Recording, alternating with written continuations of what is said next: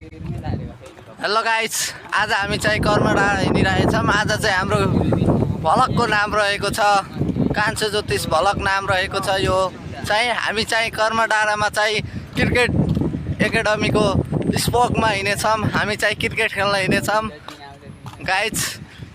यो भलक चाहिँ अहिले चाहिँ क्रिकेट हाम्रा चाहिँ विभिन्न प्रकारका बालबच्चाहरू चाहिँ cricket. Hello hello hello guys, कहाँ हिँडेको बाबु तिमी चाहिँ? क्रिकेट एकाडेमी हिँडेको। आज हाम्रो त्यहाँ फिल्डिङ प्रतियोगिता रहेको छ। ए कस्तो हुन्छ नि त्यहाँ चाहिँ क्रिकेट एकाडेमीमा चाहिँ कस्तो प्रकारको खेल हो? हजुर, धेरै राम्रो प्रकारको खेल हो। धेरै प्रकारको खेलहरू भइरहेको हुन्छ।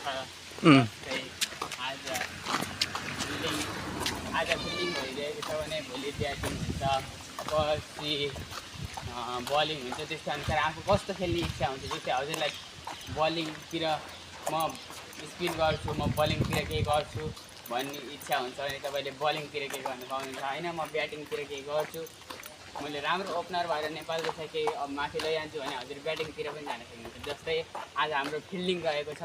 हामी 5 किलोमिटर हिँडेर हामी पर्सरीदेखि कर्मडाँडा भन्ने ठाउँमा फिल्डिङको लागि हामी वहाँसम्म जाने गर्दछौँ।